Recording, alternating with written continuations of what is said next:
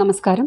May 14, 2025 മുതൽ October 18, 2025 വരെയുള്ള സമയങ്ങളിൽ, അതായത് 5 മാസത്തേക്ക് വ്യാഴം മിഥുനത്തിൽ ഗോചരം ചെയ്യുന്നതായിരിക്കും. ഒക്ടോബർ 18 കർക്കിടകത്തിൽ പ്രവേശിക്കുന്നതായിരിക്കും വ്യാഴം. ഡിസംബർ 5 വീണ്ടും വക്രഗതിയിൽ മിഥുനത്തിലേക്ക് പ്രവേശിക്കുന്നതായിരിക്കും. വ്യാഴം അതിചാരിയാവുന്നതിനെപ്പറ്റി നേരത്തെ ചാനലിൽ ഒരു വീഡിയോ ഉണ്ട്. ഇത് ധനുരാശിക്കാർക്ക്, ധനുലഗ്നക്കാർക്ക് എങ്ങനെ ഇതിനെ നോക്കിക്കാണണം എന്നതിനെ പറ്റിയുള്ളതാണ്. അതായത് ധനുവിനെ സംബന്ധിച്ചിടത്തോളം നിങ്ങളുടെ ബാധക സ്ഥാനത്തേക്കാണ്, 7ാം ഭാവത്തിലേക്കാണ് ലഗ്നാധിപനും 4ാം ഭാവാധിപനുമായിട്ടുള്ള വ്യാഴം ഗോചരം ചെയ്യാൻ പോകുന്നത്. അപ്പോൾ ബാധക സ്ഥാനം എന്നത് കുറച്ച് ഒബ്സ്റ്റക്കിൾസ് തരുന്ന ഒരു സ്ഥലമാണ്. ബുധൻ്റെ രാശിയാണ് അവിടെ. അപ്പോൾ വ്യാഴം അവിടേക്ക് പോയി കഴിഞ്ഞാൽ നിങ്ങളുടെ ദശാകാലങ്ങൾ സപ്പോർട്ട് ചെയ്യുന്നുണ്ടെങ്കിൽ, നിങ്ങളുടെ ജാതകത്തിലെ ഗ്രഹങ്ങൾ നല്ല രീതിയിൽ പ്ലേസ് ചെയ്തിരിക്കുകയാണെങ്കിലൊക്കെ തീർച്ചയായിട്ടും നിങ്ങൾക്ക് ബാങ്കിങ് സെക്ടർ, അധ്യാപനം, അതുപോലെ പഠിക്കാനുള്ള അവസരങ്ങൾ, ഇതിനൊക്കെ നല്ലതാണ്. വ്യാഴം എന്ന ഗ്രഹത്തിൻ്റെ കയ്യിൽ ഉള്ളത് അദ്ദേഹം ജ്ഞാനത്തിൻ്റെ കാരക ഗ്രഹമാണ്. ജ്ഞാനമാണ് മുഖ്യം.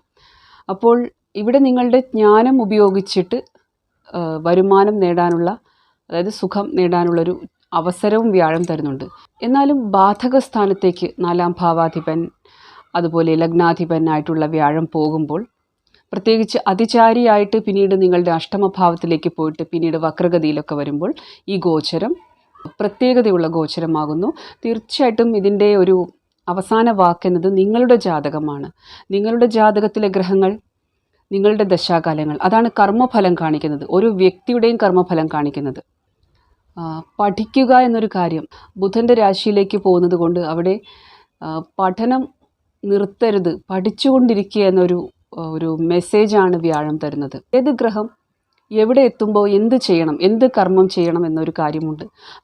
അപ്പോൾ ഇവിടെ പഠിക്കുക എന്ന് പറഞ്ഞാൽ ഒരു യൂണിവേഴ്സിറ്റിയിലോ അല്ലെങ്കിൽ ഒരു എന്തെങ്കിലും സർട്ടിഫിക്കറ്റ് കോഴ്സുകളോ, അതായത് പണം കൊടുത്ത് തന്നെ പഠിക്കണം അല്ലെങ്കിൽ നമ്മൾ പോയി പഠിക്കണം എന്നല്ല അർത്ഥം.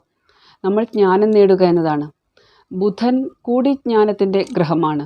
അപ്പോൾ ഈ ഒരു സമയത്ത് പ്രധാനമായിട്ടും, അതായത് നമ്മുടെ ആ ബുദ്ധി ക്ലിയർ ചെയ്യുക, നമുക്ക് ജ്ഞാനം നേടാനായിട്ട് ഉള്ള മാർഗങ്ങൾ സ്വീകരിക്കുക. ആ ഒരു കർമ്മം ചെയ്തു കഴിഞ്ഞാൽ ഇവിടെ വ്യാഴത്തിൻ്റെ അനുഗ്രഹം നിങ്ങൾക്ക് കിട്ടും. പലതരത്തിലും ഇവിടെ വ്യാഴം നിങ്ങളെ അനുഗ്രഹിക്കുന്നതാണ്. ആ നാച്ചുറൽ കർമ്മം ചെയ്തു കഴിഞ്ഞാൽ പലപ്പോഴും നമ്മൾ ഗ്രഹങ്ങൾ അവിടെ പോയാൽ എന്ത് കിട്ടും എന്ന് പ്രതീക്ഷിച്ചിരിക്കുകയാണ്. പക്ഷെ നമ്മൾ നാച്ചുറലി എന്ത് ചെയ്യുന്നു എന്നതിനെപ്പറ്റി ചിന്തിക്കാറില്ല. ഉദാഹരണത്തിന് മിഥുനം ലഗ്നത്തിലും അതുപോലെ ചന്ദ്രൻ ധനുരാശിയിലും ഇരിക്കുമ്പോൾ ജനിച്ച ഒരു വ്യക്തി, ആ വ്യക്തിയുടെ അഷ്ടമഭാവാധിപനും 9ാം ഭാവാധിപനുമായിട്ടുള്ള ശനി ചന്ദ്രനിൽ നിന്ന് 3ാം ഭാവത്തിൽ ഗോചരം ചെയ്യുകയാണ്. ഇപ്പോൾ ഉള്ള സമയത്ത് മാർച്ച് അവസാനത്തോടുകൂടി ശനി മീനത്തിൽ പ്രവേശിക്കുന്നതാണ്. അപ്പോൾ അവിടെ ശനി ഒരു കർമ്മം ആവശ്യപ്പെടുന്നുണ്ട്, യാത്രകൾ ചെയ്യുക. ലഗ്നത്തിൽ നിന്ന് 9ാം ഭാവത്തിലിരിക്കുന്നതുകൊണ്ട് ഗുരുക്കന്മാരെ, അഡ്വൈസേഴ്സിനെയൊക്കെ സപ്പോർട്ട് ചെയ്യുക, അതുപോലെ തീർത്ഥാടനം നടത്തുക, ദാനധർമ്മങ്ങൾ ചെയ്യുക. കുംഭമായതുകൊണ്ട് ഒരുപാട് സോഷ്യൽ സർവീസ് ചെയ്യുക, അതായത് സൊസൈറ്റിക്ക് വേണ്ടി കോൺട്രിബ്യൂട്ട് ചെയ്യുക. ശനി നിരാലംബരെയൊക്കെ കാണിക്കുന്നു, അതുകൊണ്ട് ദാനം ചെയ്യുക. 9ാം ഭാവമായതുകൊണ്ട് നിങ്ങളുടെ ഗുരു, അധ്യാപകർ, അവരെയൊക്കെ ബഹുമാനിക്കുക. നിങ്ങൾക്ക് ജ്ഞാനം തരുന്ന ആൾക്കാർക്ക് വേണ്ട വിധം ദക്ഷിണയും കാര്യങ്ങളൊക്കെ കൊടുക്കുക. അതാണ് ആ ഒരു ബാധകം. അതായത് മിഥുനം ലഗ്നക്കാരെ സംബന്ധിച്ചിടത്തോളം ധനുവാണ് ബാധകസ്ഥാനമായിട്ട് വരുന്നത്.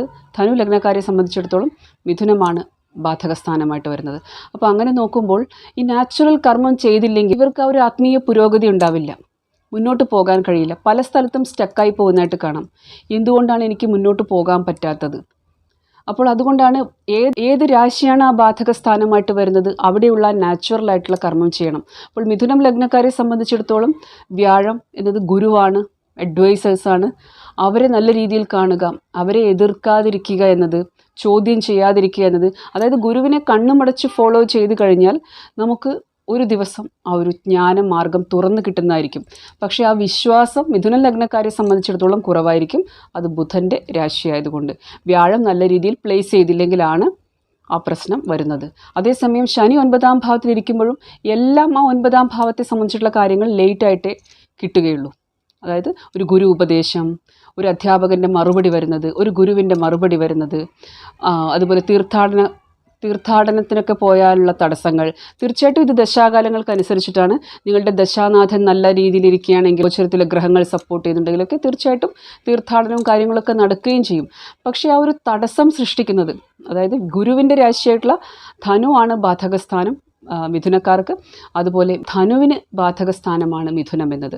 അപ്പോൾ ലഗ്നാധിപനും 4ാം ഭാവാധിപനുമായിട്ടുള്ള വ്യാഴം ഇവിടെ ധനു ലഗ്നക്കാർക്ക്, ധനുരാശിക്കാർക്ക് 7ാം ഭാവത്തിലേക്ക് പോകുമ്പോൾ അമ്മയോടൊപ്പം സമയം ചിലവഴിക്കാൻ അവസരം ലഭിക്കുന്നതാണ്.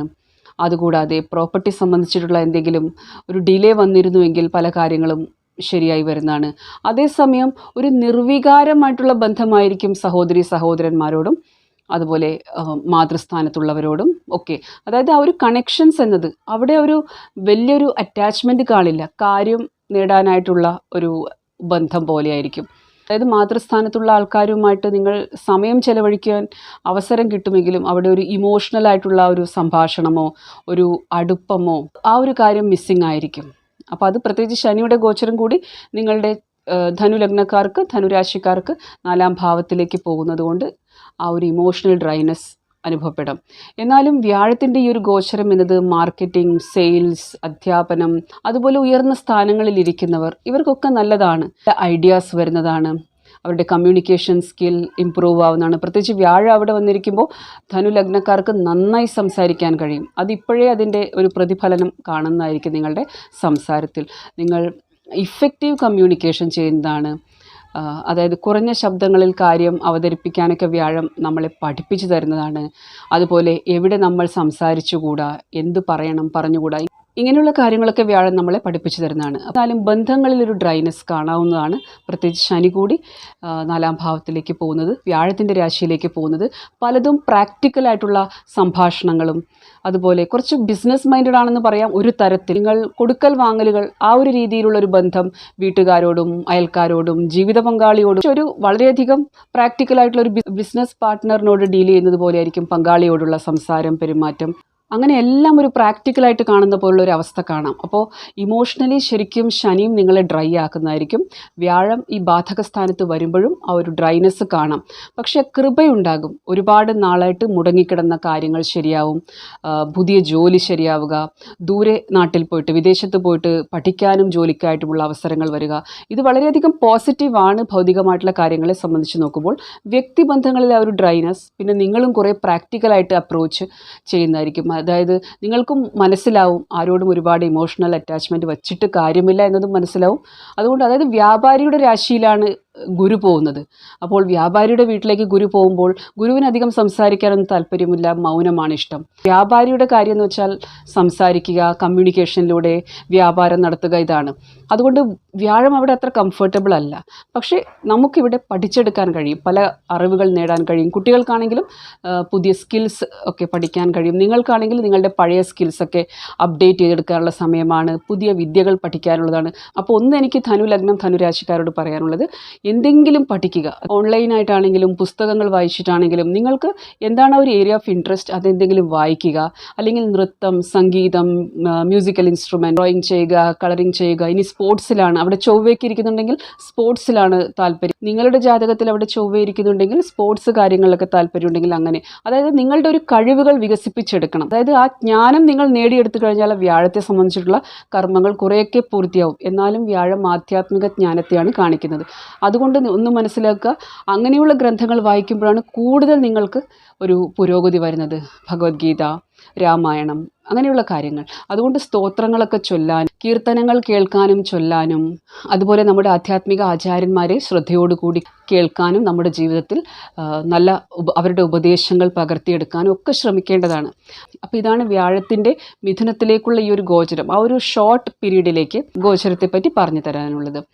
നിങ്ങളെനിക്ക് തരുന്ന സ്നേഹത്തിനും സപ്പോർട്ടിനും ഒരുപാട് നന്ദിയുണ്ട്. ചാനൽ ഇതുവരെ സബ്സ്ക്രൈബ് ചെയ്തിട്ടില്ലാത്തവരാണെങ്കിൽ ചാനൽ സബ്സ്ക്രൈബ് ചെയ്ത് കാണുക. Thank you so much for watching the video. ഓം നമഃ ശിവായ.